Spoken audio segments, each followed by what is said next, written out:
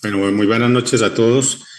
Disculpen por estos temas tecnológicos. Bueno, la idea es compartirles con ustedes lo que hacemos en la cotidianidad con este tipo de pacientes. De antemano, pues muchas gracias. Siempre agradecido de volver a casa.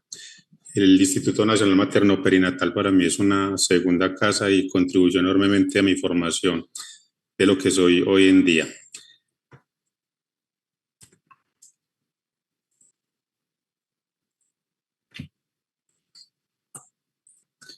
Entonces declaro que no tengo ningún conflicto de intereses. Entonces, simplemente para recordar que la enfermedad cardíaca en el embarazo complica hasta un 4% de los embarazos, que puede ser la primera causa de muerte materna en los países desarrollados. En nuestros países en América Latina, pues las estadísticas no son confiables, pero digamos que puede estar ubicada entre la segunda o tercera causa de muertes maternas indirectas en algunos de nuestros países. ¿Qué tipo de enfermedad cardíaca tienen las estantes en nuestro medio? Estas son unos datos de nuestra clínica cardioobstétrica que funciona desde el año 2016. Observa en la gráfica de barras cómo hemos incrementado el número de pacientes atendidas. Hasta el primer trimestre de este año llevábamos 800 pacientes con enfermedad cardíaca atendidas en nuestro centro. Simplemente para llamarle la atención que la principal causa de ingreso a la clínica cardioobstétrica nuestra son las enfermedades congénitas y muy seguido están las enfermedades que tienen que ver con alteración del ritmo cardíaco. Un 31% de nuestras pacientes tienen enfermedad cardíaca pues por trastorno del ritmo. Esta es una comparación que hacemos nosotros como centro especializado en enfermedad cardíaca y embarazo. Estas son distintas series que hay a nivel mundial, la serie del CARPREC 1, la serie del Sahara, CARPREC 2, ROPAC, y este es nuestro centro y acá están los desenlaces cardiovasculares o eventos adversos que se presentan en estas pacientes. Nuestro centro pues tiene unas estadísticas muy similares a otros centros a nivel mundial. Lo mismo los eventos obstétricos y sí tenemos un poco más de eventos neonatales, pero obviamente todo lo que son las complicaciones neonatales son muy prevalentes pues en América Latina y a veces escapan pues a los sitios de atención, sino que tiene que ver mucho con determinantes sociales. Una paciente con enfermedad cardíaca pues puede consultar por cualquiera de estos síntomas, porque alguien le escucha un soplo, o la paciente consulta un servicio de urgencias porque se siente con disnea, porque tenga palpitaciones o se queje de dolor torácico, pacientes que consultan por síncope, y no es infrecuente en nuestra clínica cardiocéntrica un porcentaje no expresable de pacientes que tienen cirugías cardíacas o procedimientos cardiovasculares. Un 12% de las pacientes con arritmias de nuestra clínica son portadoras de dispositivos cardíacos y es en realidad una incidencia muy alta cuando nos comparamos con otras series. ¿Qué es importante? Y quiero dejar el primer mensaje de esta conferencia. Toda paciente que consulte por palpitaciones, por más estable que la veamos, siempre es mandatorio tomar un electrocardiograma. No nos da tiempo para profundizar en la medición del BNP, pero digamos que es un segundo paraclínico que debemos tener en nuestro armamentario diagnóstico, sobre todo para diferenciar cuando una disnea es de origen cardíaco o cuando es de origen gestacional. Pero el primer mensaje, paciente con palpitaciones, tomemos un electro de 12 derivaciones. Entonces, para ambientar el resto de la conferencia, vamos a tener en cuenta este escenario clínico de una paciente que atendimos nosotros en nuestro centro.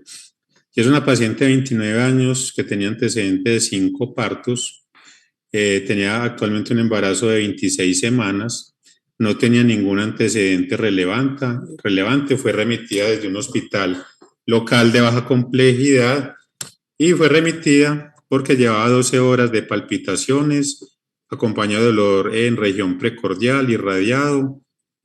Tuvieron necesidad de utilizar oxígeno para que la paciente saturara adecuadamente. La paciente ya la revisión por sistema relataba que llevaba 7 meses con palpitaciones que duraban entre 10 o 15 minutos y se autolimitaban. Cuando la paciente ingresó a nuestro centro, estos eran sus signos vitales. Tenía una presión arterial de 80/40, una frecuencia cardíaca de 180 latidos por minuto, una taquipnea leve, saturaba una saturación aceptable, la fetocardia bien y no tenía ninguna otra alteración al examen físico. Este fue el electrocardiograma que se le tomó al ingreso a esta paciente, para que ustedes pues se llenen una idea. Lo llamativo pues de este electrocardiograma es que es una taquicardia de complejos estrechos, más o menos de 100, una frecuencia cardíaca de 180, pues sin profundizar mucho pues en el electrocardiograma, es quizás lo más llamativo. Entonces, para que ustedes se respondan ahí brevemente, con respecto al tratamiento inicial para esta paciente en el servicio de urgencias, ¿cuál sería el enunciado verdadero? Si se debe realizar un masaje carotidio, si se debe suministrar una dosis de metoprolol intravenoso, si se requiere cesárea emergente o si se debe iniciar maniobra de Revert modificada. En 3 segundos contéstense ustedes mismos, les voy a dar la respuesta y esta es la respuesta correcta. Se debe iniciar la maniobra de Revert modificada. Por ahora del tiempo no les puedo mostrar pues el video. Este es el enlace. Este video y esta publicación sale publicada, disculpen la redundancia, en el año 2019. La idea es que queden proscritas pues, las maniobras vagales tradicionales de hacer masaje carotidio bilateral, que utilizar hielo, que utilizar agua pues en los oídos, apretar los conductos, los ojos de manera externa, hacer maniobras de Valsalva pues tradicionales. Y este estudio consiste en lo siguiente. Le decimos a la paciente en una posición de decúbito y con una jeringa de 20 mililitros por su extremo, por donde encaja la aguja, la paciente debe soplar para que desplace el émbolo con una jeringa de 20 mililitros. Esa presión y esa valsalva por 15 segundos equivale a que estuviera generando una presión de 40 milímetros de mercurio. Una vez la paciente durante 15 segundos está soplando la jeringa, acostamos a la paciente, le elevamos las piernas, esperamos unos segundos y volvemos a mirar el trazado pues, electrocardiográfico. Esos son los resultados de este estudio. Hubo una mejoría del 43% en esas pacientes que presentaron taquicardia supraventricular y encontraron un NNT de 3, o sea, se necesitan por lo menos 3 pacientes para que una salga, o sea, que es un NNT muy, muy bajito y debería ser la primera maniobra, pues, no médica para utilizar en estas pacientes con taquicardia supraventricular. Sin embargo, a esta paciente se le hizo la maniobra de Revert modificada en el servicio de urgencias, no retornó al ritmo sinusal y persistió la taquicardia. Entonces, ¿esto por qué es relevante? Porque las arritmias supraventriculares son las más comunes en el embarazo y aparecen alrededor de entre el 1.3 y 2% de las embarazadas sin enfermedad cardíaca estructural. De ese 2%, un 34% tendrán el primer episodio de arritmia durante el embarazo. Y ese es el segundo mensaje que quiero que les quede. De pronto estamos acostumbrados a creer que una taquicardia supraventricular con las medidas convencionales es benigna, pero un 20% de estas gestaciones pueden terminar con eventos fetales adversos y los vamos a ver a continuación. Mecanismos de arritmogénesis, porque son más frecuentes las arritmias en el embarazo. Pues las pacientes embarazadas tienen 5 veces más riesgo de una taquicardia supraventricular que cuando se compara con una mujer no embarazada. Y son los cambios hemodinámicos, los hormonales y los autonómicos los que están entrelazados y juegan conjuntamente para que se presente esto.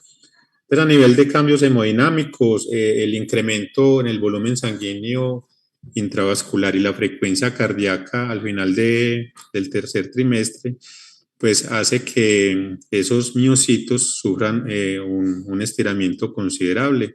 Además, los estrógenos aumentan el número de receptores alfa-adrenérgicos miocárdicos.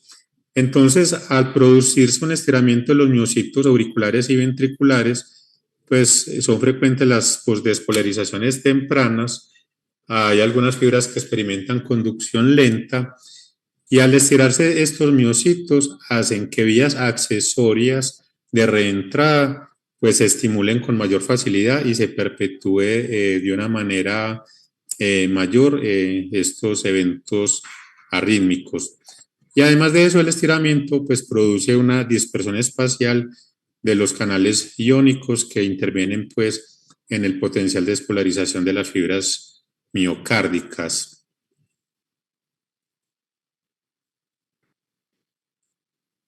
La siguiente pregunta es con respecto a la siguiente fase de tratamiento, pues en vista que no sirvió la maniobra REVERT modificada, ¿cuál es el enunciado verdadero? ¿Será que esta paciente ahora sí necesita cesárea emergente? Si se deben suministrar dosis de metoprolol intravenoso, si requiere adenosina o si se debe cardiovertir. Recordemos pues que esta paciente era previamente sana. En aras del tiempo, pues la respuesta correcta es esta, requiere adenosina. Entonces, ya en este momento hay que tener unas consideraciones especiales. Y la primera consideración es tener en mente la seguridad de los medicamentos que utilizamos para el manejo de las arritmias, la seguridad de la cardioversión y tener en cuenta otras consideraciones perinatales.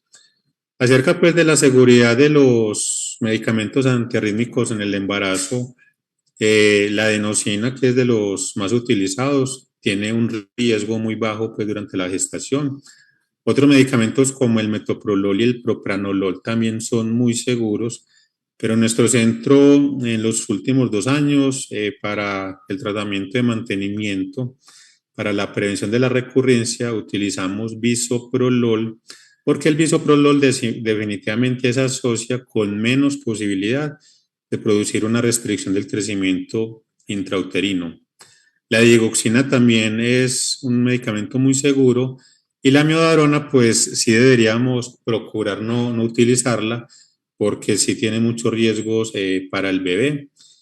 Sin embargo, si es mandatorio utilizarlo porque es lo que tenemos y no tenemos otra opción, la precaución que debemos tener es cuando nazca el bebé avisarle al neonatólogo que la mamá estuvo expuesta a amiodarona pues para el manejo de estas arritmias porque sí se asocia pues a problemas de la tiroides neonatal. Esta paciente pues recibió la terapia estándar con adenosina en dosis crecientes. Primero recibió un bolo de 6 miligramos de adenosina, no revirtió, luego 12 miligramos y finalmente otros 12 miligramos y la paciente no retornó al ritmo sinusal. Entonces, esto lo coloca acá porque en términos generales, el tratamiento de las arritmias durante la gestación no difiere mucho del tratamiento en la población no gestante. Sin embargo, el hecho que esté gestando, que tenga un bebé adentro, pues sí hace que haya unas particularidades que tengamos que tener en cuenta. Entonces, en un manejo agudo, la primera pregunta que nos hacemos es si hay descompensación hemodinámica. Si la respuesta es no, ya vimos maniobras vagales, el rever modificado o utilizar la adenosina. Si hay inestabilidad, pues utilizaremos la cardioversión eléctrica. Ya para el manejo crónico, no me detendré mucho en esto, porque definitivamente ya para el manejo avanzado necesitamos pues el concurso de un cardiólogo o un electrofisiólogo. Hablando algo de la cardioversión eléctrica, de la seguridad de la cardioversión, pues definitivamente es segura durante todas las etapas del embarazo. Sin embargo, hay que tener en cuenta que después del tercer trimestre puede desencadenar la cardioversión, trabajo de parto prematuro y debemos estar preparados para ello. Es la terapia de elección cuando hay inestabilidad hemodinámica y hay alguna alternativa electiva cuando hay arritmias que no responden al tratamiento médico estándar. Hay que tener en cuenta que la cardioversión no altera el flujo sanguíneo del bebé, pero una pequeña cantidad de electricidad puede alcanzar al bebé y desencadenar arritmias fetales de manera transitoria. Hay unos reportes de casos en que se ha tenido que realizar cesáreas de emergencia por persistencia pues, de arritmia fetal.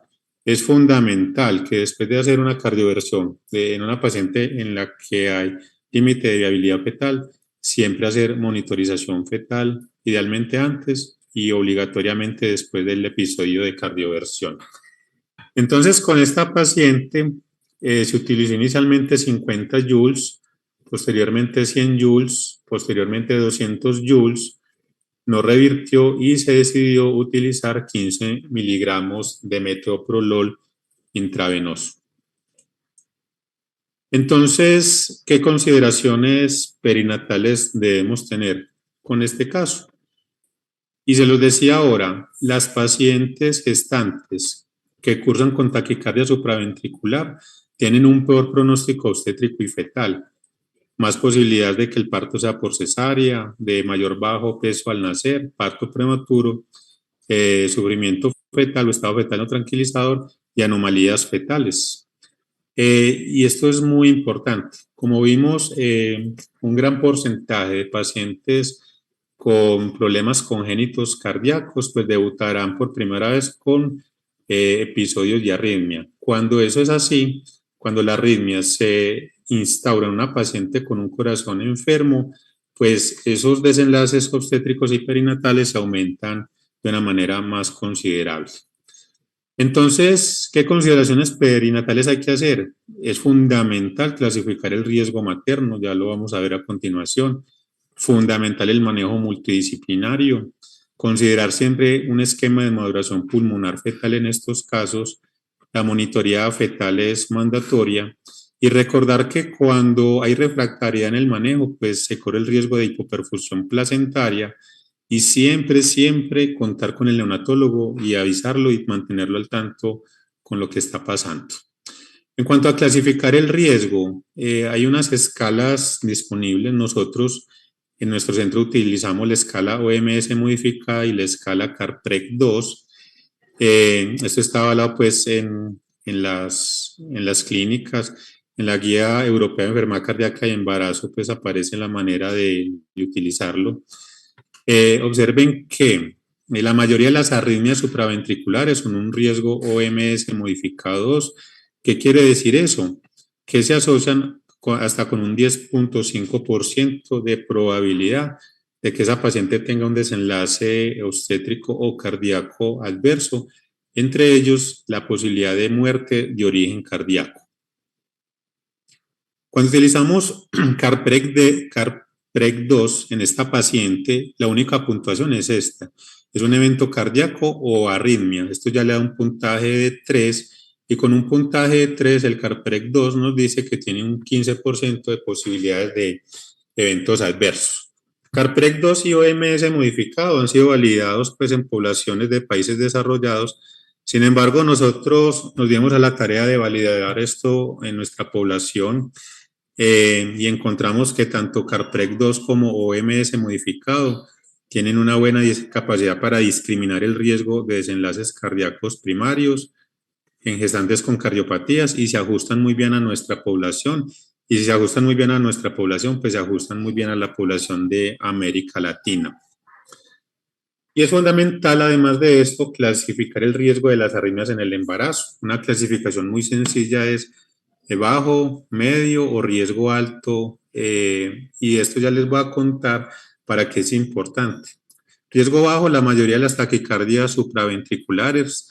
Riesgo medio, las inestables. Y riesgo alto, aquí aparecen las taquicardias ventriculares que se instauran en pacientes con cardiopatías congénitas, pacientes en trabajo de parto con un síndrome cutelargo.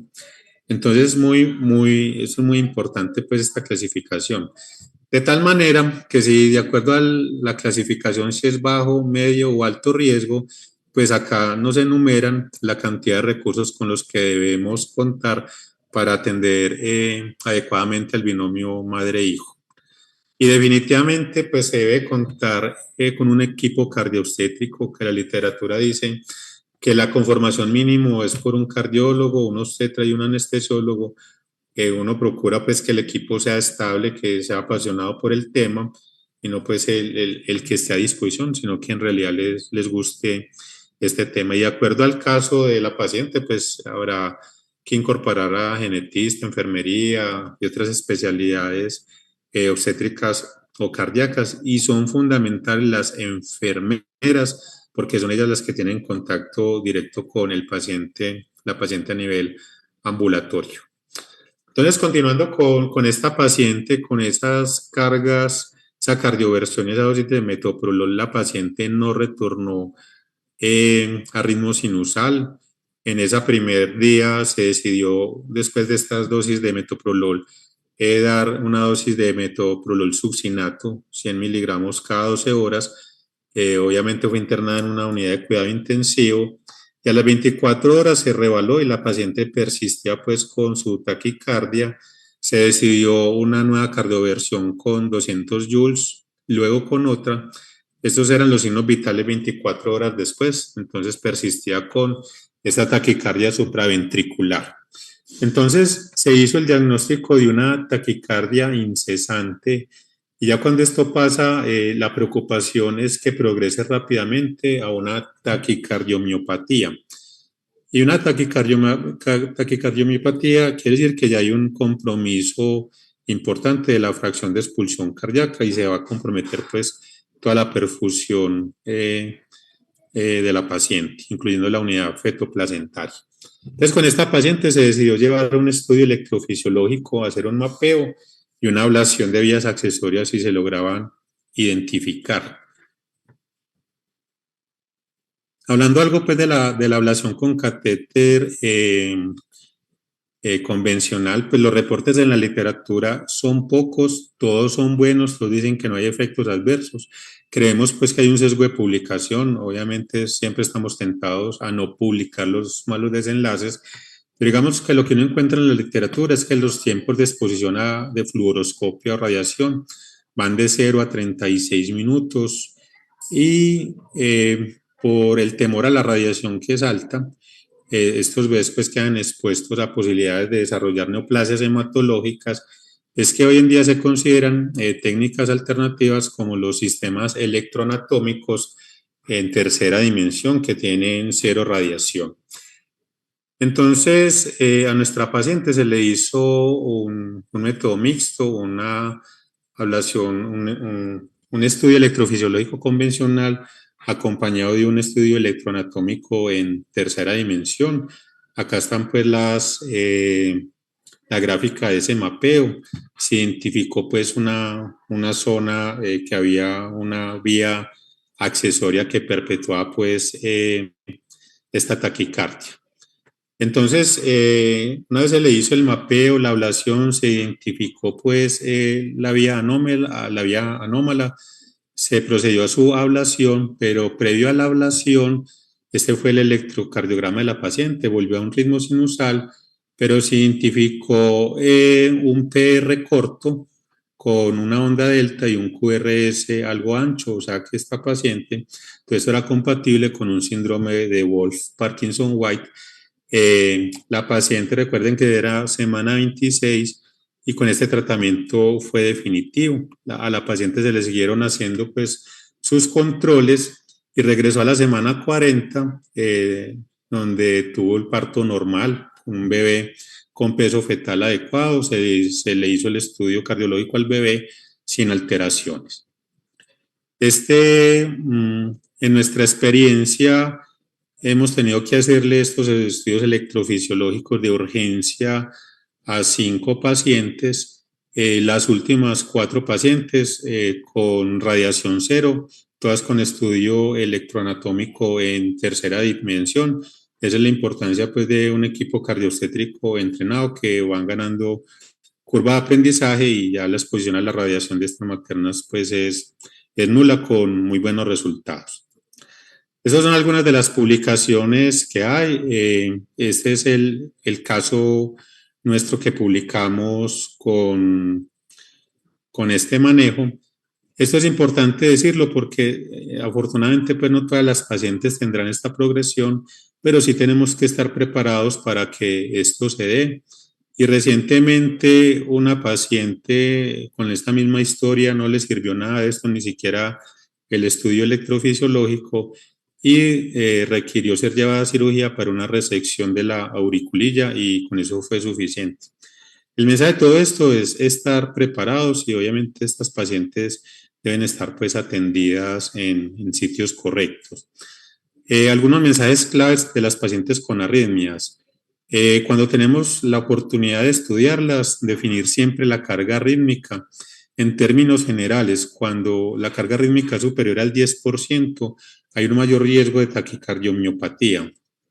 Siempre tomar un electrocardiograma, eso no es negociable. Antes de proceder a las maniobras, tomemos un electrocardiograma porque eso nos va a servir de seguimiento. Tener en cuenta la maniobra de reversión modificada, la adenosina y la cardioversión eléctrica es como lo estándar del manejo.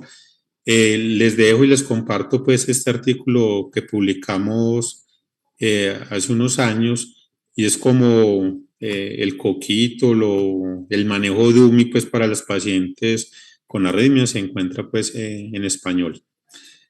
Cardiomiopatía inducida por arritmias, esto se puede presentar y es uno de los riesgos que siempre tenemos que tener en cuenta con estas pacientes, por lo que es fundamental siempre evaluar la función, la fracción de expulsión del ventrículo izquierdo. Eso dependerá pues del tipo de arritmia, se asocia mucho con taquicardias atriales focales, de la frecuencia pues que dure instaurada la arritmia en la gestante. Tener presente que cuando una paciente tiene taquicardiomiopatía también puede debutar con palpitaciones, hasta un 50% se quedan de disnea como esta paciente, un 12% consultarán por síncope y un porcentaje no despreciable hasta por muerte súbita. Va a pasar rápidamente esta parte, pero cuando tenemos taquicardiomiopatía es fundamental pues el tratamiento electrofisiológico. Esto es de pasar de una fracción de expulsión del ventrículo izquierdo francamente disminuida a que se recupere y pues sea curativo todo esto. Ya para ir finalizando, este es un estudio que publicamos este año y fue la caracterización de las gestantes con arritmia que atendimos en nuestra clínica entre el año 2016 y 2019. Recuerden que yo les dije ahora que llevábamos 800 pacientes, pero entre el 2016 y el 2019 habíamos atendido 92 pacientes con arritmia. Las principales causas, pues taquicardias supraventriculares, hay 10% de pacientes con bloqueos cardíacos congénitos. También no es nada expresable pues las taquicardias ventriculares, pero obviamente hablar de todas las arritmias, pienso yo que se escapa de los objetivos de esta conferencia. Opté por hablar de las más frecuentes. ¿Qué es importante en una población pues, de América Latina? Estas pacientes con arritmias tuvieron un 18% de estas pacientes eventos cardiovasculares adversos. Afortunadamente pues no hubo ninguna muerte materna, pero sí hubo pacientes como la del caso que hubo que hacerles procedimientos de emergencia. Acá también están las pacientes que desarrollan edema pulmonar y falla cardíaca. 6.5% de eventos adversos obstétricos, siendo el más frecuente los trastornos hipertensivos de la gestación y un 24% de eventos adversos neonatales. hubo 3 muertes neonatales en esta cohorte. Algunos mitos y verdades de estas pacientes en el periparto es pensar pues que todas requieren cesárea, que todas requieren monitorización invasiva y que todas requerirán terminar prematuramente la gestación. Todo esto son mitos y las verdades es que se debe privilegiar el parto vaginal y solamente dejar la cesárea para indicaciones obstétricas. Aplican los mismos principios del parto respetado, hacer que estas mujeres experimenten una experiencia positiva de su trabajo de parto y máximo hasta la semana 40 de gestación, aunque los últimos 2 años hemos optado por hospitalizar en semana 39 y hacer inducciones programadas de estas pacientes. Entonces, para finalizar, pues definitivamente no podemos subestimar las patologías cardíacas en la gestante. Siempre será fundamental evaluar el riesgo con la escala OMS modificada y clasificar la arritmia en bajo, medio o alto riesgo. Esto es fundamental. La taquicardia sinusal nunca debe considerarse como un hallazgo normal en la gestante y siempre idealmente es considerar lo más temprano posible remitir a estas pacientes a centros con experiencia. No todas las pacientes son iguales, todas son diferentes, por eso tenemos que individualizar las conductas para que lo tengamos en cuenta. Bueno, esto era lo que tenía para compartirles. Muchas gracias por su atención.